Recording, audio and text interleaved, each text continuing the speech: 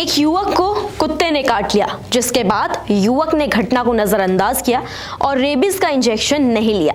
लेकिन फिर उसकी धीरे धीरे से हालत बिगड़ गई। युवक कुत्तों जैसी हरकतें कर रहा था, कभी कुत्ते की तरह भौंकना तो कभी जीभ बाहर निकालकर वो लोगों को काटने के लिए दौड़ रहा था और पूरे इलाके में दहशत फैल गई। ये कोई फिल्मी कहानी नहीं, बल्कि गुजरात के पालनपुर से सामने आया एक खौफनाक सच है।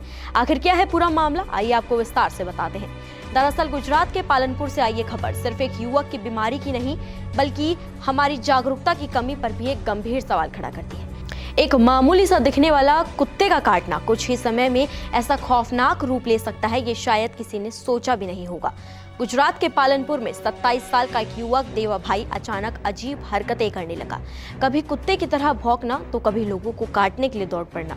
शुरुआत में ये सब किसी को समझ नहीं आया, लेकिन जब डॉक्टर्स ने जांच की तो चौंकाने वाली सच्चाई सामने आई। युवक को रेबीज हो चुका था। दरअसल करीब 3 महीने पहले देवा भाई को एक कुत्ते ने काट लिया था। उस वक्त घाव मामूली लगने के कारण ना तो इसे गंभीरता से लिया गया और ना ही एंटी रेबीज वैक्सीन लगवाई गई। लेकिन वक्त के साथ वायरस शरीर में फैलता गया और अब युवक में हाइड्रोफोबिया यानी कि पानी से डर, आक्रामक व्यवहार और पशुओं जैसी आवाजें निकालने जैसे गंभीर लक्षण दिखने लगे।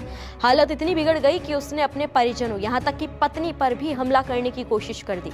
शुरुआत में सब कुछ सामान्य रहा, एकदम कॉमन। देवा भाई रोज की तरह काम करता रहा, परिवार के साथ रहा। किसी को अंदाजा भी नहीं था कि उसके शरीर में रेबीज का वायरस चुपचाप फैल रहा है।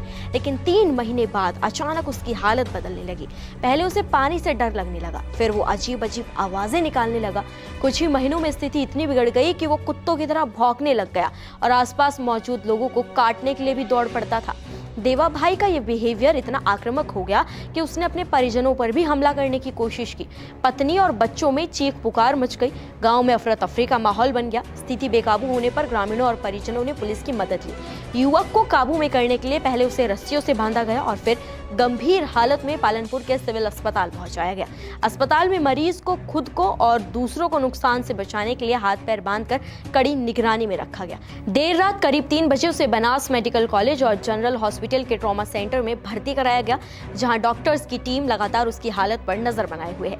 अस्पताल में डॉक्टर्स ने जांच के बाद ये साफ कर दिया कि ये रेबीज के गंभीर लक्षण हैं। Medical officer doctor Sunil Joshi का तो ये भी कहना है कि रेबीज के लक्षण सामने आने के बाद मरीज के बचने की संभावना बेहद कम होती है। इस पूरी घटना का वीडियो सोशल मीडिया पर वायरल हो गया है, जिसे देखकर लोग सहम गए हैं। इस वीडियो को आप भी अपनी स्क्रीन पर देख सकते हैं। गांव और आसपास के इलाकों में डर का माहौल है। लोग सवाल पूछ रहे हैं कि अगर समय रहते इंजेक्शन लगवा लिया जाता तो क्या आज ये हालत होती।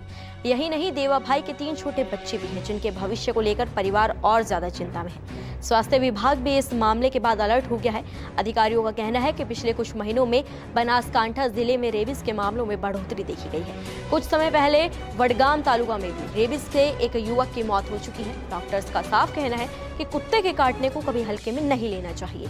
घाव चाहे छोटा हो या बड़ा, तुरंत साबुन और पानी से धोना और बिना देर की एंटी रेबीज वैक्सीन लगवाना बेहद जरूरी है। असल डॉक्टर्स का साफ कहना है कि रेबीज एक जानलेवा बीमारी है। आमतौर पर इसके लक्षण 10 से 14 दिनों में सामने आते हैं, लेकिन अगर काटने वाला जानवर पहले से संक्रमित हो या पागल अवस्था में हो तो 24 घंटे के भीतर भी लक्षण दिखाई दे सकते हैं। यही वजह है कि कुत्ता, बिल्ली या बंदर के काटने को कभी भी हल्के में नहीं लेना चाहिए। घाव को तुरंत साबुन और पानी से धोना और 24 घंटे के भीतर एंटी रेबीज इंजेक्शन लगवाना बेहद जरूरी है।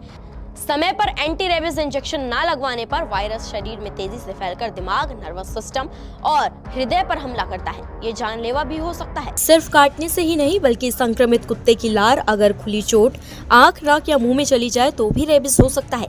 यही वजह है कि कुत्ता, बिल्ली या बंदर के काटने को कभी भी हल्के में नहीं लेना चाहिए।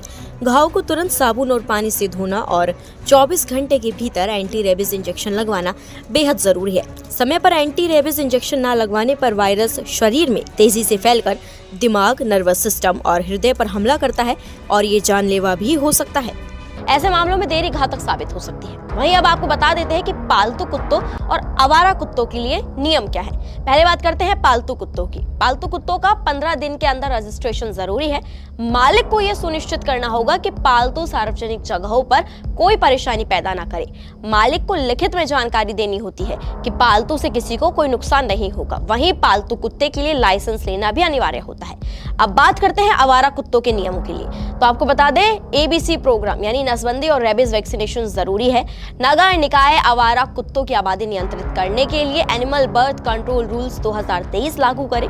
यूपी में 2023 से 2025 के दौरान 2.84 लाख आवारा कुत्तों का नसबंदी और टीकाकरण हुआ। पशु कल्याण विभाग बोर्ड ऑफ इंडिया की ओर से निर्धारित दिशा निर्देशों का पालन करना होगा। अब आपको ये भी बता देते हैं कि कुत्ते के काटने पर ना करें इलाज में बिल्कुल भी देरी, नहीं तो वो कौन से 10 लक्षण ऐसे हैं जो हो सकते हैं आपके लिए जानलेवा।